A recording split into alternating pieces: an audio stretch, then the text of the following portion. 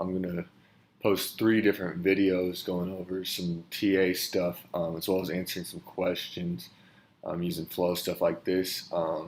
This is going to be my first video on the most important thing in all of TA, support and resistance, key levels, stuff like that. So we're going to get right into it. So the first thing that I always do with TA is I start on the daily chart, and I want to look at what's the overall trend of this ticker. So right now, Apple, I'm using Apple for example. Apple is definitely in an uptrend. It broke out, came back, retested, and broke again. So that's really important. But some things I'm going to do on the daily is I'm going to put in previous resistance right here, about 157 area, retest, another resistance. We get the point here.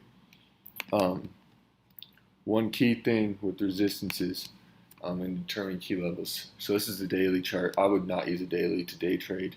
Mainly I use it to get a range and then be able to set my key points off of this. If I'm going to swing, I'm going to use the weekly and the daily charts to do that. But one important thing we want to remember here is support always, or resistance will always turn into support. Support will turn into resistance as well. It'll retest, stuff like that. You don't know when, but it will retest at some point. So that's very important for that. And then another key important part here with TA that I like is we want our support and resistance lines to act as both resistance and support and hit on multiple different times.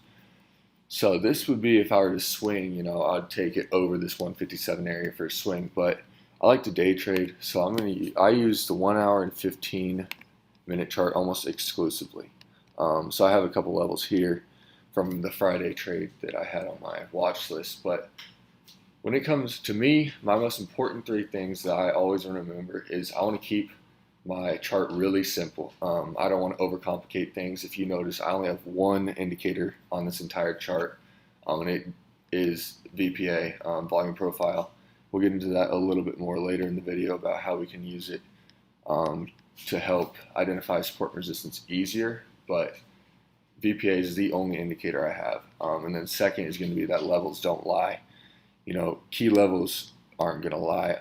They act as support and resistance, and we want to be able to identify these a little bit easier in order to make our trades go a little bit more smooth, be able to do that.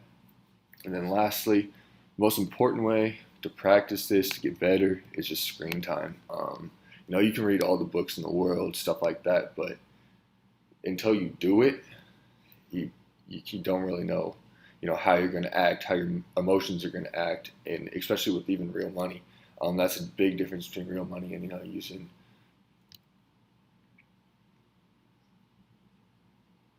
That's the difference between using real money and paper trading. Is the real money brings in those emotions that we usually don't see with paper trading, because you really don't have anything to lose with that.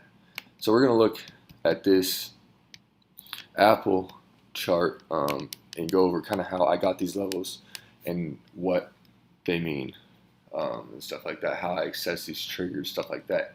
So first, this 175.96, I took off this double top, this top retest and then another top here later in the day off the hourly, right? So I like that. And then on the bottom side, I have this 173.75. This is a psych level. It's top, and then it's, we see this downtrend towards it as well. So that's very important to me. And then on the 15-minute, Apple's in an uptrend, right? So most of these points, like we see here, this is a previous resistance. It's turned support here, bounces, right? That's something we really want to see, very important. But that's something also really important to us. Saying Apple's in an uptrend right now, breaking to all-time highs. So we're not going to be able to see these. Oh, my thing's stuck. But we're not going to be able to see these points on an hourly chart up here past this breakout. So we're going to rely on that 15-minute chart more heavily here. And these are how I kind of got these levels more better and able to see them a little better. So we have this here, retest, and another retest before breaking, and then we see it's always just a little bit above. So this is my put level on Friday, 173.75 for a 170 put. And then on the upside, 175.96, we have 2 tests, 3 tests, 4 tests, 5 tests. And that's cool because when we break it, we see we break here and then it's retested again. Which actually, I think this on 175.7 would have been more of a better trigger point here. We can also see this supported with, around here, 175.7 psych level with the VPA. So that's very, very important. Another thing to remember when looking over some stuff is the higher the time frame, the more it means. So these daily levels here are going to be harder to break, or harder to break either up or down than say our 1 hour chart or a 15-minute chart. So that's something very important. So the higher the time frame, the more important the levels are. I like to go on the daily every day and mark highs and lows, and then key support and resistance levels, and see where a possible trigger would be off of those based off of the 15 and the 1 hour chart. It helps me to visualize a little bit better and also be able to think a little bit more clearly about where the true levels are. Another thing, when we're identifying key levels, so I'm going to use this candle here to identify our key levels.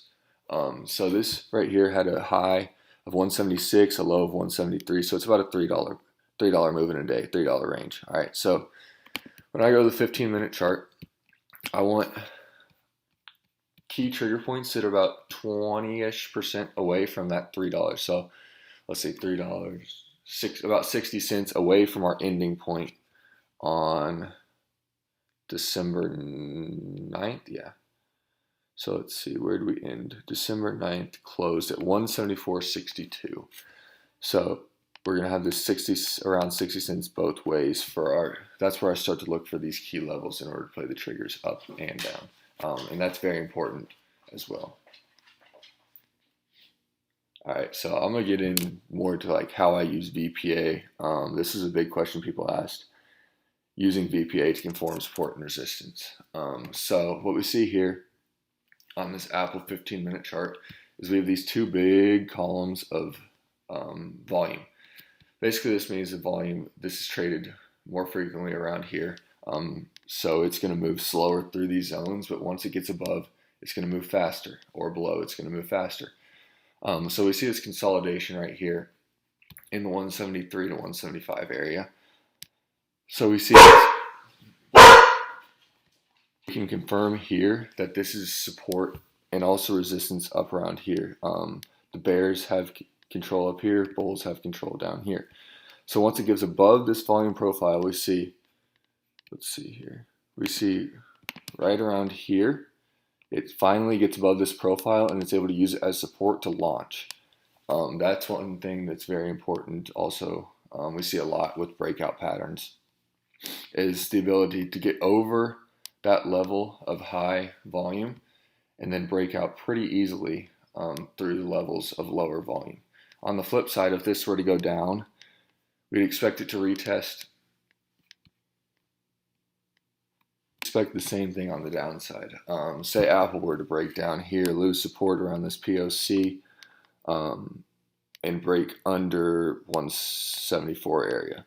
We'd expect a retest about the bottom of this VPA shelf, and then a breakdown towards where we have more support, more volume traded here around 171.5. So that's something that VPA really helps with. Let's see on the daily what a VPA for Apple daily. So yeah, basically we see all of this consolidation here, right? So this zone right here, let's see, 147.5 to about 150 was very heavily traded. And once Apple was able to then turn this former resistance into support, we were able to launch off this level to all-time highs. Another thing, if you do have a VPA on, this POC is a very important level. It's where either bulls or bears are going to take a position. So if it's below the action price, bulls are going to take a position, use it as support. If it's below or it's above, then the bears are going to take a position, enter shorts around here in order to push this price down.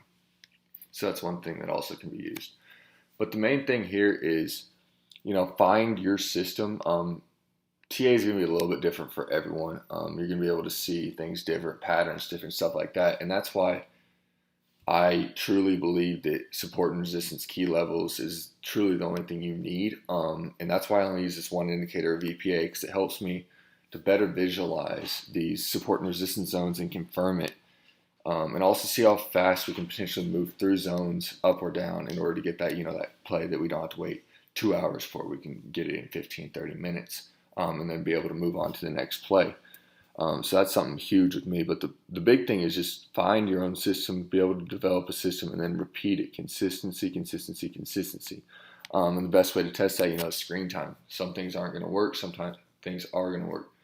Being able to identify key levels is definitely something very important. I definitely struggle with it sometimes. Like some days I'm like, oh yeah, these are some good levels. 100%. I got these levels 100%. They're going to work. And then some days it'll be like, damn. I don't know if these levels are going to work, and it'll retest and it doesn't look good at all. And I'm like, damn, where did I mess up? So I look back, go back over those trades, try to identify why that key level hit or didn't hit, look at it on each different time frame, stuff like that. That's very important as well. Go through another example and just kind of go through my mindset, go through it with me, kind of look at stuff. So I've never charted Tesla ever. So basically when I see this, the first thing I see is support here, down to here. These are definitely rough levels. But I also see this gap down. So once we break through the low here, 944 area, we have this possible gap down to 910, 30 cent move. I also see on the daily we have a hammer stick candle. I'll go over that more in depth in the next video, as I do use hammers, stuff like patterns a lot in my trading. So what I'm gonna do is I'm gonna break this down. I'm gonna go to the hourly. Some of the first things I notice, this level here, very important. So I'm like 120, 128 area, very important. I also notice we have big support right around here.